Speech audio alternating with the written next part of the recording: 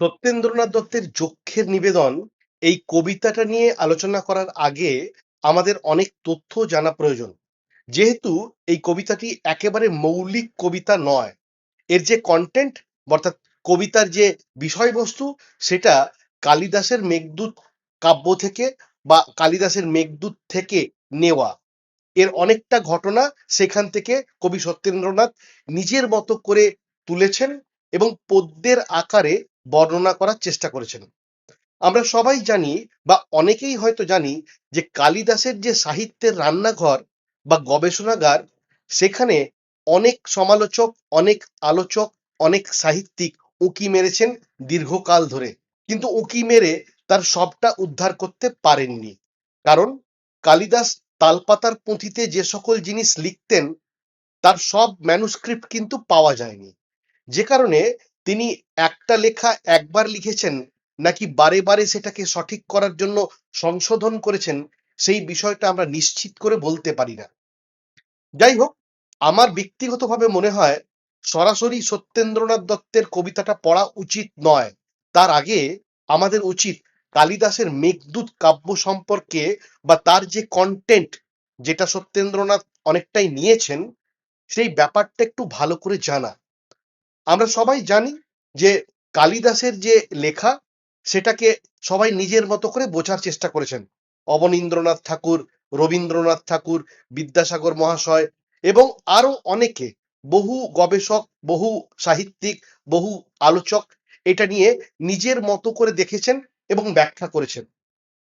রাজশেখর বসু এর অনুবাদ করেছেন, বুদ্ধদেব বসু পরবর্তীকালে মেঘদূতকে নিজের মতো করে দেখেছেন। অর্থাৎ কালে কালে যুগে যুগে সবাই কালিদাসের যে সাহিত্য ঘর, গবেষণাগার, সেখানে প্রবেশ করেছেন এবং নিজের মতো করে একটা নতুন ফর্ম বা নিজের যে ভাবনা, নিজের যে চিন্তা চেতনা, সেই সম্পর্কে নিজের যে অনুভূতি সেটা প্রকাশ করেছেন। পরবর্তীকালে আমরা দেখি সেটাই আমরা তুলনা করি যে রবীন্দ্রনাথের শকুন্তলা তার সাথে বিদ্যাসাগরের শকুন্তলার কি পার্থক্য। এইভাবে আমরা আলোচনা করে দেখার চেষ্টা করি। কখনো অবনীন্দ্রনাথের রচনার সাথে রবীন্দ্রনাথের রচনার তুলনা করে দেখার চেষ্টা করি। তো তুলনা করলে, আমি আগেও বলেছি, তুলনা আমাদের করতেই হয়। তুলনা করলে সবচেয়ে বেশি স্পষ্টভাবে কোনো রচনা কতটা ভালো বা সেই রচনার দুর্বলতা কতটা অনেকটা বোঝা সম্ভব হয়। সত্যেন্দ্রনাথ দত্তের এই যে কবিতাটা, উনি একদম প্রথমেই বলছেন যে এই কবিতাটা মন্দাক্রান্তা ছন্দে লিখিত। এই যে মন্দাক্রান্তা ছন্দ, এটা সংস্কৃত থেকে পাওয়া, বাংলার ছন্দ তো এটা নয়। তো এই যে মন্দাক্রান্তা ছন্দে একটা কবিতা কি করে পাঠ করতে হবে সেই বিষয়েও কিন্তু একটা পাঠকের ধারণার প্রয়োজন। কারণ সে শুধু গড়গড় করে কবিতাটা পড়লো আর কিছুই বুঝলো না, তাহলে কিন্তু তার কিন্তু সাধারণের থেকে ভালো আইডিয়া হবে না। যদি তার আইডিয়াটা সাধারণ ছাত্রছাত্রীর থেকে একটু ভালো সে করতে চায়, তাহলে কবিতাটা কি করে পড়তে হবে, তার ব্যাকগ্রাউন্ড কি, তার পুরনো ইতিহাস কি, সত্যেন্দ্রনাথ কেন এইভাবে লিখলেন এবং কতখানি প্রকাশ করলেন। অর্থাৎ মেঘদূতের তো সবটাই সত্যেন্দ্রনাথ নিলেন না, তিনি কিছুটা নিলেন, কিছুটা রাখলেন। তাহলে পাঠক হিসাবে আমাদের জানা দরকার মেঘদূতে কতটা আছে এবং সত্যেন্দ্রনাথ দত্ত কতটা নিলেন আর কতটা ছাড়লেন। যাই হোক, দু চার কথা আরো বলে নিই। আমি এই ভিডিওতে বেশ কয়েকটা অবজেক্টিভের ইউনিক প্রশ্ন আমি দিয়ে দেব, যাতে প্রিপারেশন করতে সুবিধা হয়, অনেক তথ্য জানা যায়। আমি নিশ্চিত এই তথ্য চট করে কোনো ভালো ছাত্রও এক চান্সে দাঁড়িয়ে বলতে পারবে না। খুব ভালো ছাত্র হতে হবে, খুবই ভালো, তাহলে সে এই অবজেক্টিভ গুলোর উত্তর দিতে পারবে। পাশাপাশি আমি যেমন অন্যান্য ভিডিওতে আরো নানান তথ্য দিয়ে থাকি, সেইগুলো আমি স্ক্রিনে শেয়ার করে দেবো। তাহলে এবারে আমাদের প্রথমে যেটা জানা দরকার সেটা হচ্ছে কালিদাসের মেঘদূত, এর যে পূর্ব মেঘ এবং উত্তর মেঘ, এই যে দুটো অংশ, এতে কটা করে শ্লোক আছে, কটা শ্লোকের আশ্রয় করে, কটা শ্লোককে মাধ্যম করে কালিদাস নিজের যে মনের ভাবনা সেটা ফুটিয়ে তুলেছেন। এবং এই যে ভাবনাটা পূর্ব মেঘে তিনি কি বলেছেন এবং উত্তর মেঘে কি বলেছেন, এই বিষয়ে আমাদের একটা ধারণা থাকা প্রয়োজন। পাশাপাশি তিনি রমণীর মনকে, অর্থাৎ একটা মহিলার মনকে তিনি কিভাবে দেখেছেন, একটা পুরুষের ভাবনা চিন্তার জগৎকে কিভাবে দেখেছেন, প্রেম সম্পর্কে তার ধারণা কি। কারণ একটা কথা মনে রাখতে হবে, সংস্কৃত সাহিত্যে প্রেম সম্পর্কে যে ধারণা ছিল, আজকের দিনে কিন্তু প্রেম সম্পর্কে সেই ধারণা অনেকটাই পাল্টেছে।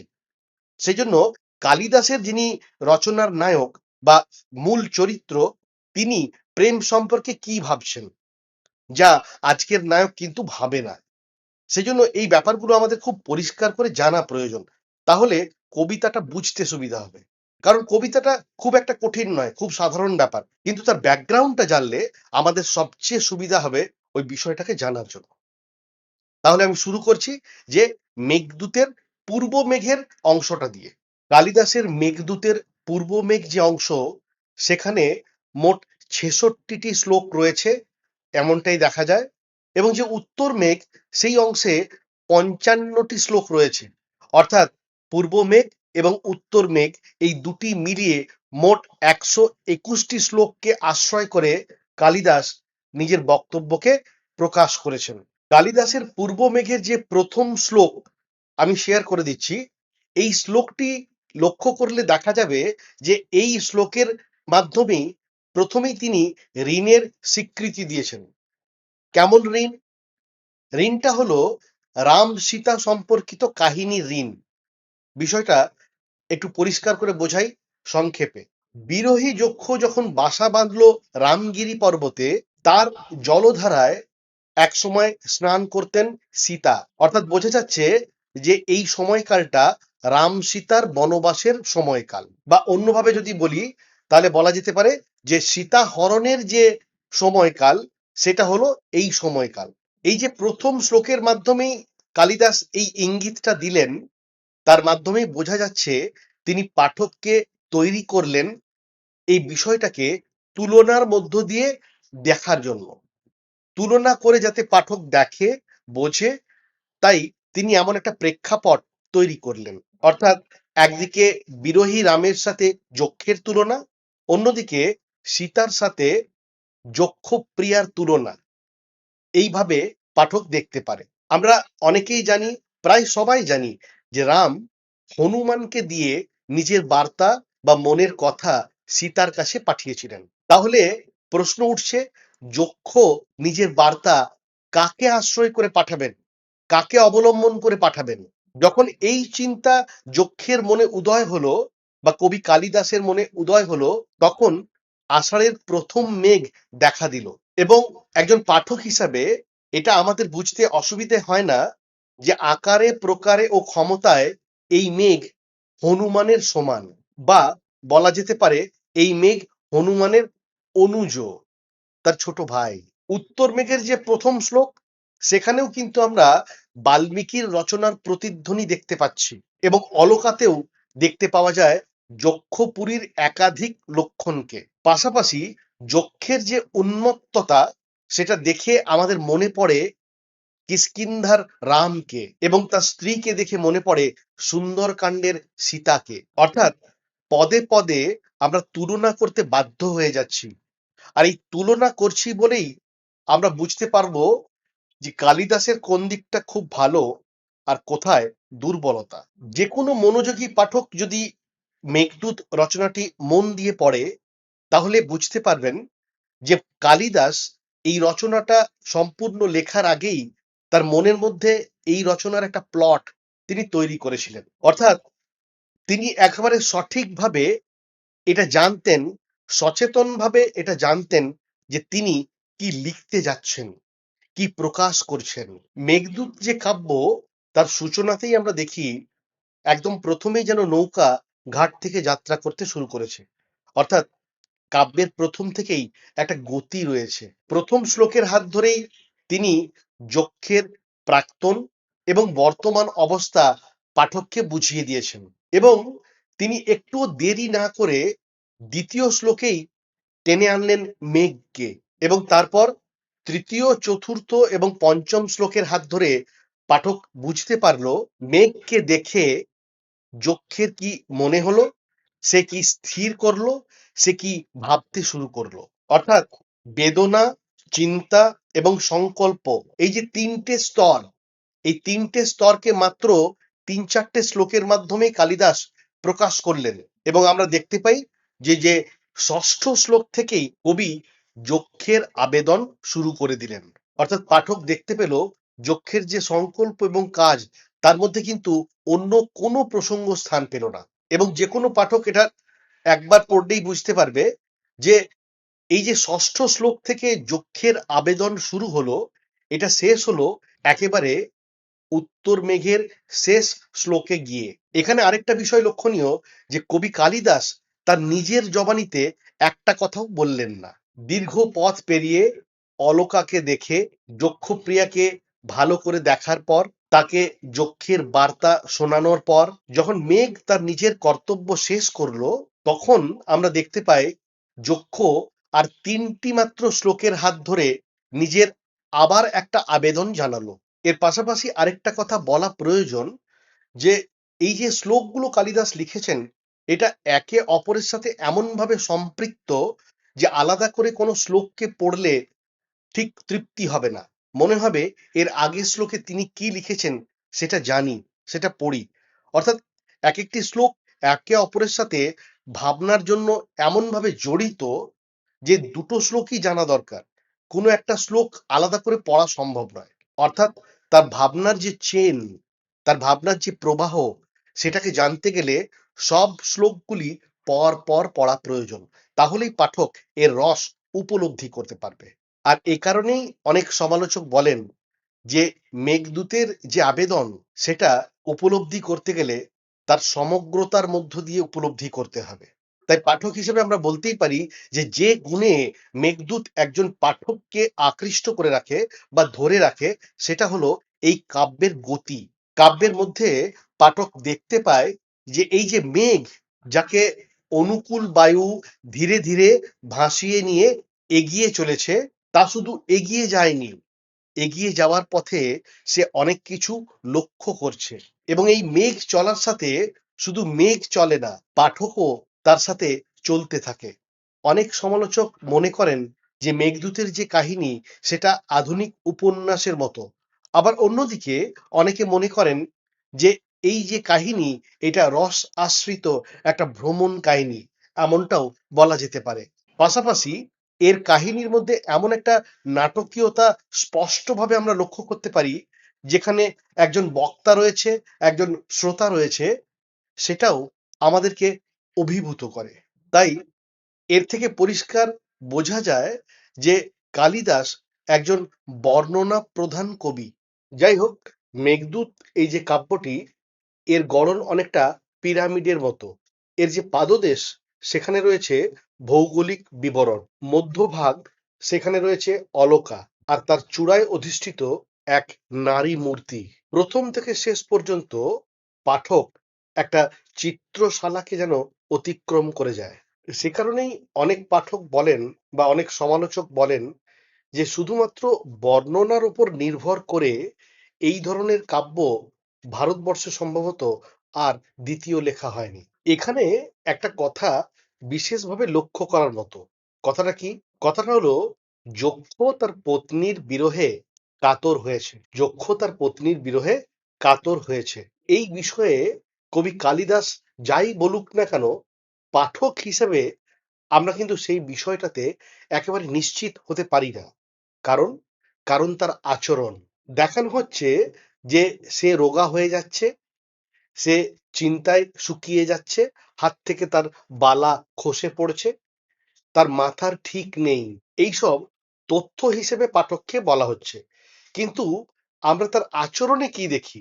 আচরণে কিন্তু তার বাক্য বা ব্যবহারে কোনো প্রকার অপ্রকৃতিস্থ অবস্থার ব্যাপার বুঝতে পারি না। উল্টে আমরা দেখতে পাই একজন বিচক্ষণ, বুদ্ধিমান এবং কার্যত এক হিসেবি মনের মানুষকে, যে কোনো প্রয়োজনীয় তথ্য বা ছোটখাটো কথা ভুলে যায় না এবং কিসে নিজের সুবিধা হবে সেই বিষয়েও সে যথেষ্ট সচেতন।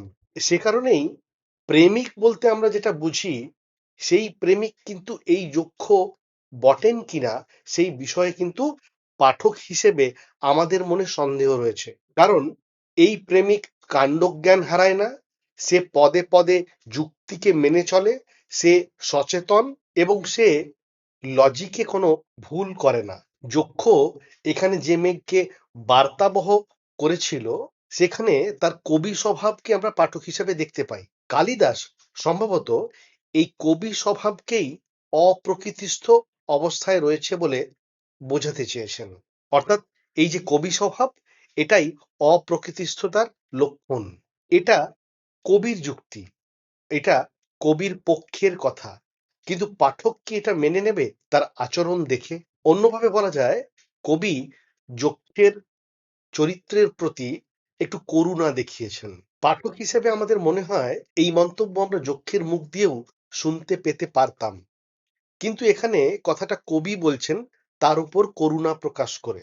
কিন্তু আমাদের মনে হয় যক্ষের মধ্যে তেমন কোনো প্রেমিক ভাব ছিল না, সে আবেগে বিহ্বল ছিল না, সে আবেগ মুক্ত, সে উন্মাদ নয়, সে সংসার ধর্মী। এ কারণেই একটু লক্ষ্য করলে দেখা যাবে মেঘের উদ্দেশ্যে যক্ষের যে আবেদন, তার মধ্যে রয়েছে চাটুলতা, নীতিবাক্য, অনুনয়, প্রলোভন, বিবেচনা, এবং এর সাথে রয়েছে পুঙ্খানুপুঙ্খ পথ নির্দেশ। অর্থাৎ আমরা এখানে দেখতে পাই যক্ষ খুব সুচিন্তিতভাবে ধাপে ধাপে নিজের পরিকল্পনা মাফিক কথা বলছে। এমনকি সে গন্তব্যের যে উল্লেখ করছেন, কোথায় যেতে হবে, কিভাবে যেতে হবে, কোথায় বিশ্রাম নিতে হবে, এবং মেঘকে যে একেবারে নিষ্কাম কর্ম করতে হবে না সেই বিষয়েও তিনি প্রলোভন দিচ্ছেন। আমরা দেখতে পাই মেঘকে যক্ষ নির্দেশ দিচ্ছে যে তাকে উত্তর দিকে যেতে হবে, এবং সেক্ষেত্রে সে পথ নির্দেশ দিচ্ছে বা তার ভৌগোলিক বিবরণ দিচ্ছে। তাহলে এই যক্ষ কি প্রেমিক, নাকি সচেতন একজন সংসারী মানুষ, যার বিবেচনা বোধ আছে, যার মনে যুক্তি আছে, যে জানে আমার লক্ষ্যটা কি? এভাবেই ধীরে ধীরে আমরা যদি মেঘদূতকে দেখার চেষ্টা করি, তাহলে দেখব যক্ষের সচেতনতা বোধকে। এইভাবে দেখার কারণ কি? এই যে মেঘদূতের যক্ষ যেটা কালিদাস ফুটিয়ে তুলেছেন, সেই সম্পর্কে ধারণা পাওয়ার প্রয়োজন। কারণ সত্যেন্দ্রনাথ দত্তের কবিতায় যক্ষ কি আচরণ করছেন, বা সত্যেন্দ্রনাথ দত্ত পদ্যের আকারে এই কাহিনীকে যে রূপ দিয়েছেন, সেখানে যক্ষকে কিভাবে দেখাচ্ছেন, এই ব্যাপারটা বোঝার জন্য মূল মেঘদূতের যে যক্ষ, তার আচরণ, তার স্বভাব বৈশিষ্ট্য সম্পর্কে আমাদের ধারণা থাকা প্রয়োজন। তাহলে বুঝতে পারা যাবে যে সত্যেন্দ্রনাথ দত্ত আসলে কোন জায়গাগুলোকে মডিফাই করেছেন, নিজের মতো করে নতুন রূপ দিয়েছেন, বা তিনি ভেবেছেন যক্ষকে এইভাবে পাঠকের সামনে প্রেজেন্ট করা যেতে পারে। এই কারণেই মেঘদূতের যক্ষ এবং তার কাহিনীটা জানার প্রয়োজন। আমরা জানি যে যক্ষ অভিশপ্ত। কার দ্বারা অভিশপ্ত? কুবেরের দ্বারা অভিশপ্ত।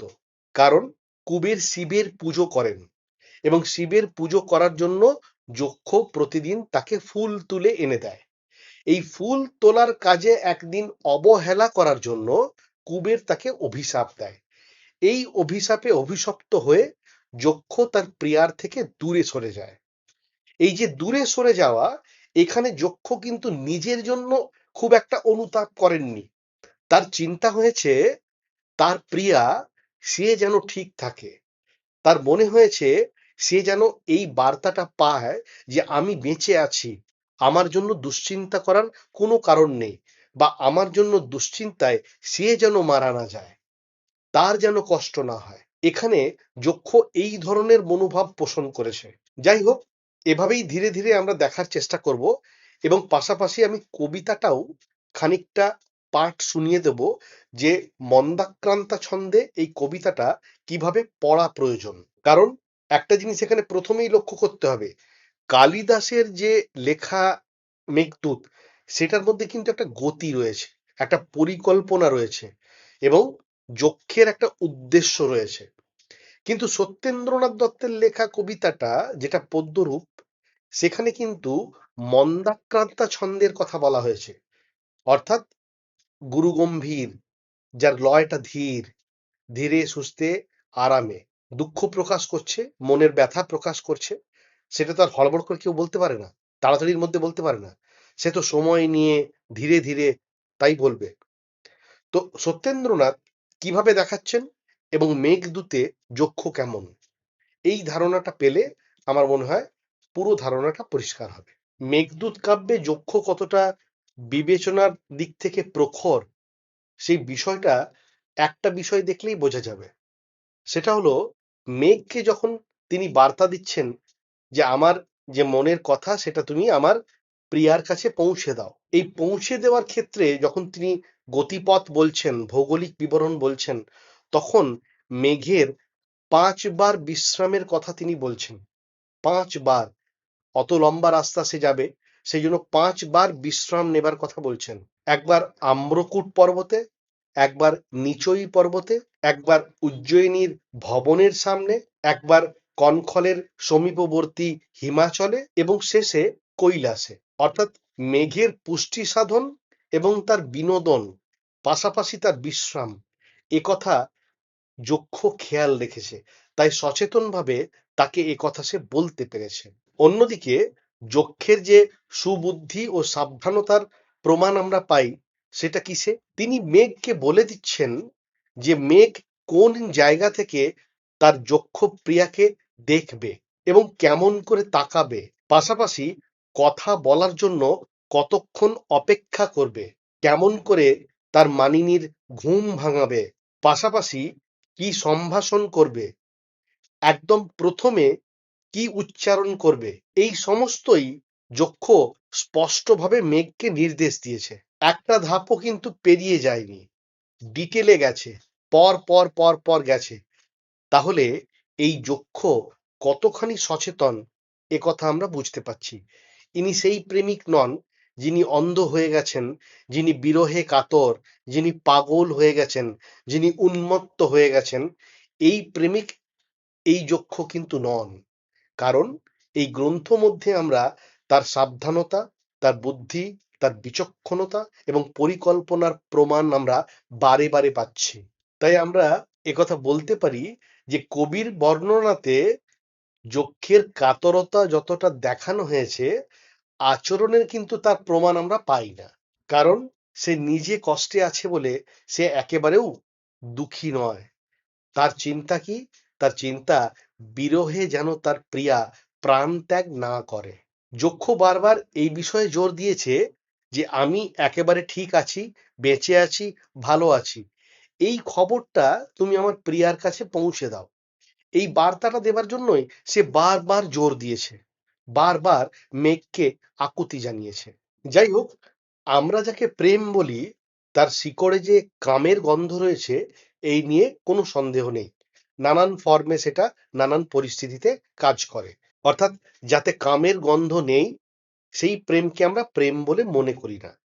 কিন্তু সংস্কৃত সাহিত্যে প্রেম অর্থাৎ কাম জ্বর, এই যে কাম জ্বর, এই কাম জ্বরকেই তারা প্রেমে পড়া বলছেন। যাই হোক, কালিদাসের মেঘদূত কাব্যের যে যক্ষ, তার যে প্রেম ভাবনা, সেটা শৃঙ্গার রসের মধ্যে আবদ্ধ। যদি আমরা জোর করে তাকে বিরহী প্রেমিক রূপে আজকের দিনে দেখাতে চাই বা উপস্থাপিত করতে চাই, তাহলে কিন্তু সেটা সার্থক হবে না। যদি তাকে আমরা কামাতুর ব্যক্তি হিসেবে দেখার চেষ্টা করি এই কাব্যতে যেভাবে দেখানো হয়েছে, তাহলে বোধহয় খানিকটা ঠিকঠাক দেখা হবে বা সঠিক বিচার হবে। এই কাব্যে আমরা দেখতে পাচ্ছি যে 8 মাস ব্যাপী সম্ভোগের অভাবে যক্ষের মনে নানান চিত্রকল্প তৈরি হয়েছে। সেই চিত্রকল্প যৌনতাকে অবলম্বন করে, কিন্তু সেটা নিসর্গ প্রকৃতির মধ্যে ছড়িয়ে গেছে। যাই হোক, কালিদাসের যে কাব্য জগৎ, তার যে সৌন্দর্য লোক, তার পুনর্গঠনে এবং নতুন করে রস পান করার ইচ্ছা গ্রহণে আধুনিক কালের কবিরা তা নিয়ে নতুন নতুন রচনা লিখেছেন, নতুন নতুন ভাবনা সকলের সামনে তুলে ধরার চেষ্টা করেছেন। আমরা অনেকেই জানি যে কালিদাসের কাব্যের প্রভাব শুধুমাত্র সত্যেন্দ্রনাথের এই যে কবিতা যক্ষের নিবেদন এখানেই আছে তা নয়। রবীন্দ্রনাথের মানসী কাব্যগ্রন্থের মেঘদূত কবিতা, চৈতালি কাব্যগ্রন্থের ঋতু সংহার, কুমার সম্ভব গান, মানসলোক কাব্য, কালিদাসের প্রতি ইত্যাদি কবিতা, আবার উৎসর্গ কাব্যগ্রন্থের 24, 25, 26, 27, 28 নম্বর কবিতা, কল্পনা কাব্যগ্রন্থের স্বপ্ন কবিতা, মদন ভস্যের পূর্বে, মদন ভস্যের পরে, আবার খনিকা কাব্যগ্রন্থের সেকাল কবিতা, এছাড়া সানাই কাব্যগ্রন্থের যক্ষ কবিতা।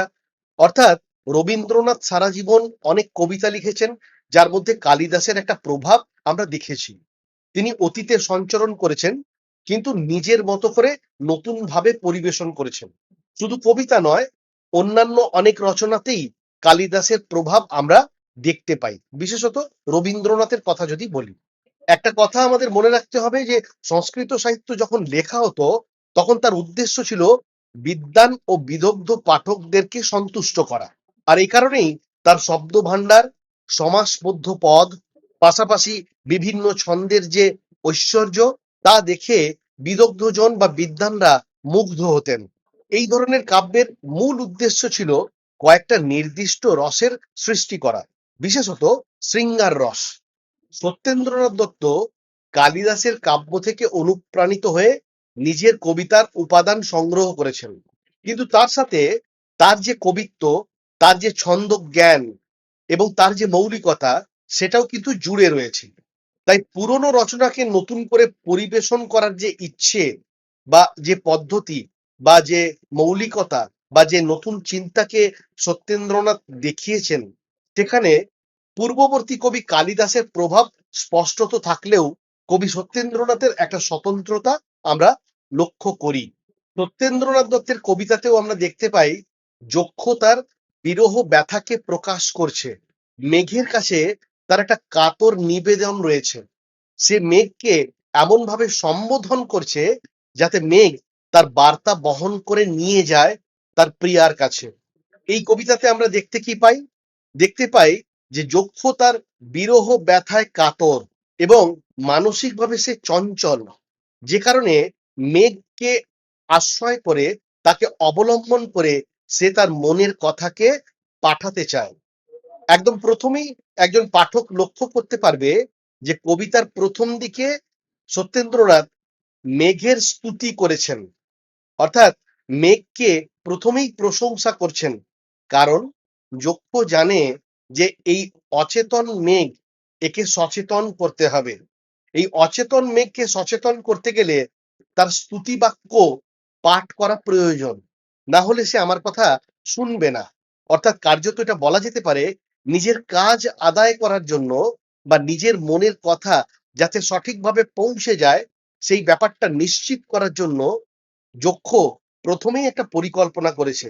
পরিকল্পনাটা হলো কি? মেঘকে সে স্তুতি বাক্যের মাধ্যমে সম্বোধন করেছে। যক্ষ বারবার এই কথা স্বীকার করেছে যে আমার দোষের জন্য, আমার কর্তব্যের অবহেলার জন্য আমার স্ত্রী বা আমার প্রিয়া কেন কষ্ট পাবে? সে তো কোনো দোষ করেনি, সে কেন সুখ থেকে বঞ্চিত হবে? গ্রীষ্মের পর বর্ষা এসে যেমন সমগ্র পৃথিবীকে প্রাণবন্ত করে তোলে, ঠিক তেমনি যক্ষের স্ত্রীর মন যেভাবে দুঃখে কাতর হয়ে আছে বা দুঃখে কাতর হয়ে শুকিয়ে ঝিমিয়ে আছে, তাকে মেঘের জলের নতুন ধারা দিয়ে পুনরায় প্রাণবন্ত করে তোলার একটা প্রয়াস আমরা লক্ষ্য করতে পারি। যক্ষ বারবার একথা আবেদন করেছে যে তার প্রিয়া যেন চিরকালের জন্য তার থেকে দূরে সরে না যায়।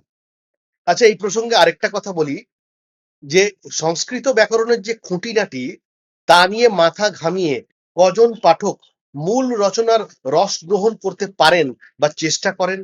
এ কারণেই অধিকাংশ পাঠক মূল রচনা না পড়ে অনুবাদ পড়ে কার্যত দুধের স্বাদ ঘোলে মেটাতে চান। যাই হোক, একথা আমরা পাঠক হিসেবে বলতে পারি যে রসের উপলব্ধিতে প্রাচীন এবং আধুনিক কবিদের মধ্যে খুব একটা পার্থক্য কিন্তু নেই। কেবল তাদের ব্যঞ্জনার পদ্ধতিটা বিভিন্ন। তারা যেটা প্রকাশ করতে চান, তার যে প্রকৃত রূপ, সেটা বদলায়নি, বদলেছে রূপক। সত্যেন্দ্রনাথের এই কবিতাতেও আমরা দেখতে পাই যে আসন্ন শ্রাবণের যে মেঘ, তার কাছে সে কাকুতি মিনতি করেছে নিজের বার্তাকে পাঠানোর জন্য। অর্থাৎ যক্ষ যে কুশলে আছে, সে কথা যেন তার প্রিয়াকে জানানো হয়। এর জন্য যক্ষ মেঘকে অর্ঘ্য দিতে প্রস্তুত, এমনকি তাকে বন্ধু সম্বোধন করছেন। এখানে আরেকটা বিষয় লক্ষ্য করার মতো সেটা হলো প্রেমিক যক্ষের একথা খেয়াল ছিল না যে অচেতন মেঘ সচেতন মানুষের বার্তা বহন করবে কি করে, একথা সে ভুলে গিয়েছিল। আর এই কারণেই তিনি তাকে সম্বোধন করে জানিয়েছিলেন যে পুস্তক আবর্তকদের বংশজাত কামরূপী এবং ইন্দ্রের প্রধান অনুচর বলে আমরা তোমাকে জানি। আর এ কারণেই বিধির বশে প্রিয়ার বিরহে আমি তোমার কাছে আমার অনুরোধ নিয়ে এসেছি, তোমার কাছে আমি আমার প্রার্থনা জানাতে এসেছি। তার মতে, অর্থাৎ যক্ষের মতে, গুণবানের কাছে প্রার্থনা বিফল হওয়া ভালো, অধমের নিকট কিন্তু সফল হওয়া ভালো নয়। আমরা অনেকেই হয়তো জানি যে শাস্ত্রে মেঘের নানান জাতির উল্লেখ রয়েছে। সেগুলি কি কি? আবর্ত, সংবর্ত, দ্রোণ, পুষ্কর ইত্যাদি। অনেকে এই বিভাগকেই ইংরেজিতে বলেন সিরাস, নিম্বাস, কিউমুলাস। যাই হোক, যক্ষের মনে কিন্তু এই আশঙ্কা নেই যে তার প্রিয়া বিরহে মারা গেছে। সে একেবারে নিশ্চিত যে মিলনের আশায় সে বেঁচে আছে। অতএব মেঘ যদি যায় অবশ্যই তাকে দেখতে পাবে। এখানে আমরা দেখতে পাই মেঘের কাছে কাজ নেবার জন্য যক্ষ তার সাথে সম্বন্ধ পাতিয়েছে। যাই হোক, কালিদাসের যে কাব্য, সেই কাব্যে কিন্তু মানুষ, প্রকৃতি, অরণ্য, নানান জীবজন্তু সকলে মিলে একই সংসারের অংশীদার হয়ে উঠেছে। তারা কেউ কারোর থেকে আলাদা নয়। মানে মানুষকে প্রকৃতির থেকে আলাদা করা যাবে না। সকলেই একে অপরের সাথে প্রেম, ভালোবাসা এবং অভিমান নিয়ে নিজের জীবন চালনা করে। যাই হোক, সত্যেন্দ্রনাথের কবিতায় যক্ষের যে আবেদন, তার মূল বক্তব্য মোটামুটি বললাম। তার আগে অনেক ডিটেলে আমি মেঘদূতে যক্ষের যে মানসিকতা, তার যে স্বভাব বৈশিষ্ট্য ইত্যাদি নিয়ে অনেক তথ্য বললাম। এটাই মূল ধারণা। পাশাপাশি আমি অনেক তথ্য দিয়ে দিয়েছি এর আগে। এবার এর সাথে ১-২ মিনিটের মধ্যে আমরা কবিতাটা কি করে পাঠ করতে হবে সেই অংশটা একটু শুনিয়ে দিচ্ছি। আগ্রহী পাঠক সেটা ধৈর্য থাকলে শুনে নেবে যে কবিতাটা কি করে পাঠ করতে হবে। এটাই এটার শেষ অংশ। কবিতাটা পাঠ করার যদি শোনার ইচ্ছে থাকে তাহলে খানিকটা অংশ পাঠক শুনে নিতে পারে। ধন্যবাদ। পিঙ্গলি বিহ্বল ব্যথিত নভতল, কই গো কই মেঘ উদয় হও, সন্ধ্যার তন্দ্রার মূরতি ধরি আজ, মন্ত্র মন্থর বচন কও। সূর্যের রক্তিম নয়নে তুমি মেঘ, দাও হে কজ্জল পাড়াও ঘুম, বৃষ্টির চুম্বন বিথারি চলে যাও, অঙ্গে হর্ষের পড়ুক ধুম। বৃক্ষের গর্ভে রয়েছে আজও যেই, আজি নিবাস যার গোপন লোক, সেই সব পল্লব সহসা ফুটিবার হৃষ্ট চেষ্টায় কুসুম হোক। গ্রীষ্মের হোক শেষ, ভরিয়া সানুদেশ, স্নিগ্ধ গম্ভীর উঠুক তান, যক্ষের দুঃখের করহে অবসান, যক্ষ কান্তার জোড়াও প্রাণ।